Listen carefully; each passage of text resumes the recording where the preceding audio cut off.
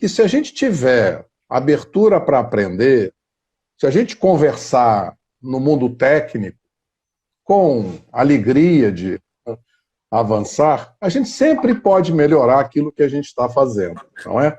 É verdade. E o que a gente enfrenta nesse mundo político é que as pessoas hoje estão numa polarização muito grande, né? Uma violência muito grande. Eu vejo isso nos meus grupos de WhatsApp. Então, em vez das pessoas baixarem a bola e sentarem para conversar, as pessoas ficam disputando, enfim, teses políticas, nós contra eles, e não é assim que a nossa vida vai melhorar, não é? E quando a gente percebeu esse problema aí dessa disputa polarizada do voto impresso, a gente pensou, como é que a gente pode ajudar? Será que a gente consegue achar uma terceira via?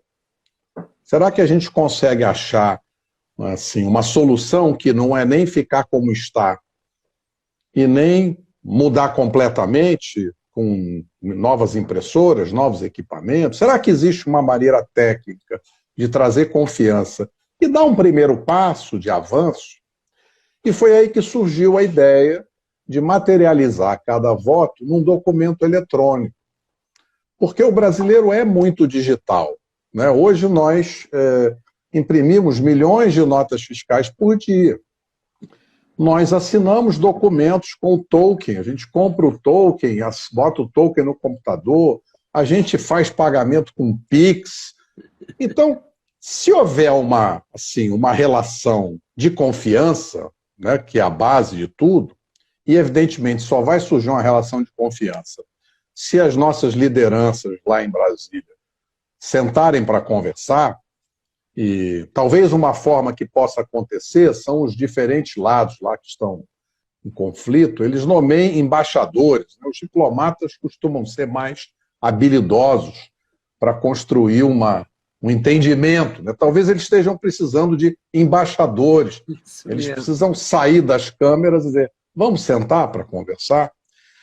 E nessa história, eu acho que vale a pena contar uma historinha, que é o seguinte, a gente está aqui discutindo voto impresso, parece que foi uma coisa que nasceu ontem e que o presidente Bolsonaro um dia teve uma ideia diferente e resolveu defender essa ideia. Mas a história é diferente.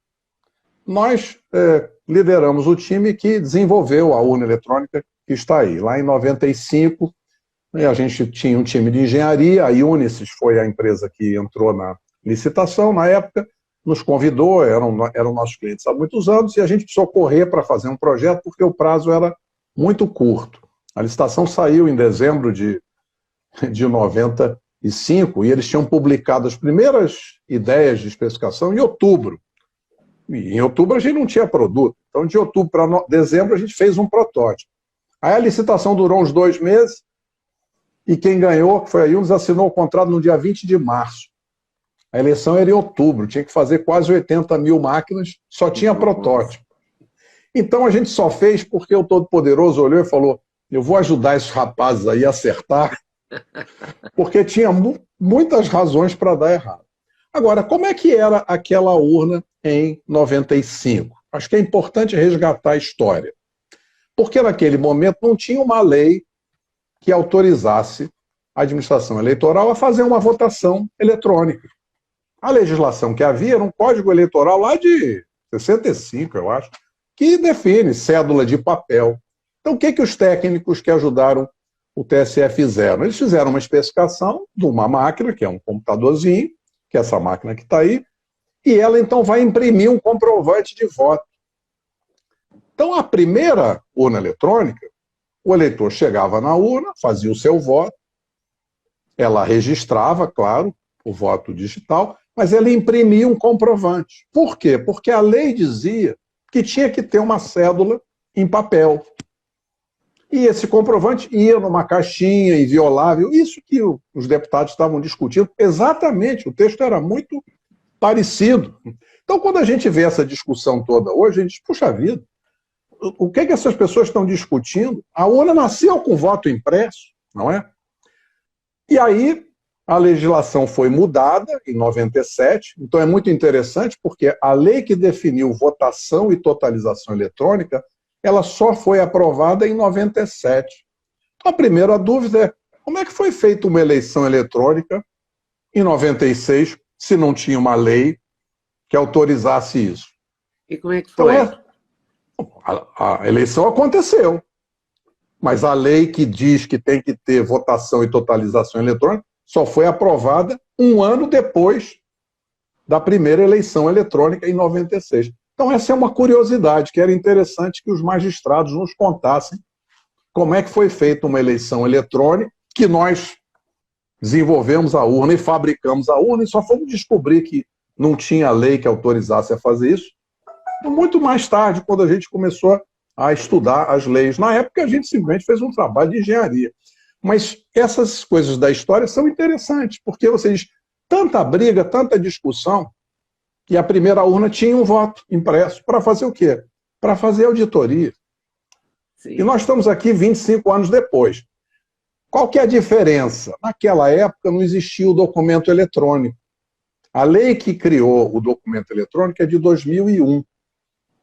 Agora, hoje, esse ano, hoje aqui, o mundo da certificação digital, essas empresas todas aí que nos vendem token, certificado digital, que a gente usa para fazer os documentos, elas estão fazendo hoje, esse ano devem fazer 7 milhões de certificados digitais.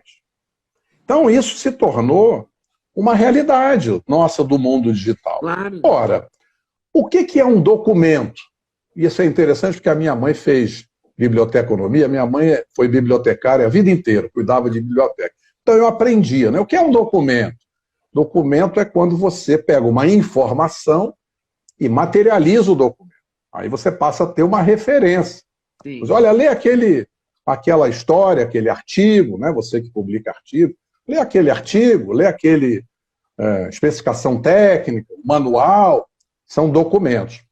Uma procuração, um contrato. O que o ecossistema de certificação nos oferece hoje? Se você criar um documento na forma eletrônica, e ele já nasce com o token, com o certificado, ele nasce com validade jurídica. E quem é que garante, quem é que dá confiança a esse documento? É uma autoridade certificadora, que é uma empresa independente, que foi previamente credenciada, que ela é auditada todo ano. Ora, se existe essas empresas, existem várias empresas hoje, grandes, que fazem isso, ora, essas empresas podem oferecer uma cadeia de confiança, independente do TSE, para materializar cada voto. Então, como técnico da área de segurança da informação, que é a minha atividade, eu acredito que criar um documento eletrônico com validade jurídica, uma certificação digital independente da administração eleitoral, é um documento muito mais robusto, muito mais protegido contra alterações e que viabiliza fazer contagem pública lá na sessão eleitoral, verificação do voto pelo eleitor, tudo começa. O eleitor votou, cria o documento, como é uma nota fiscal eletrônica, mostra para o eleitor, ele confirma, se tiver tudo certinho. Aquele documento, então, já é o voto, já tem validade jurídica. Depois, ele pode ser contado, é possível fazer a contagem pública na própria sessão eleitoral. Como é que faz? Mostra na tela da urna, que é uma tela colorida, que é igual ao celular, de alta resolução, vai mostrando os votos para os fiscais poderem acompanhar e faz-se uma contagem com conferência, mas uma contagem pública. E depois é possível fazer uma auditoria. Então, o que está faltando, primeiro, é baixar a bola. O TSE vestia o manto da humildade, né? Está faltando esse manto da humildade. E aí dizer, vamos ouvir as pessoas, vamos ouvir os engenheiros, vamos ouvir os profissionais. Gostou do corte que você acabou de ver? Vale a pena conferir com certeza, né? Então vai conferir muitos outros cortes no canal de cortes Leda Nagli. É claro que a entrevista completa você vai conferir no YouTube Leda Nagli, canal Leda Nagli do YouTube, você não pode perder de jeito nenhum. Valeu, tô te esperando, hein? Vem nessa!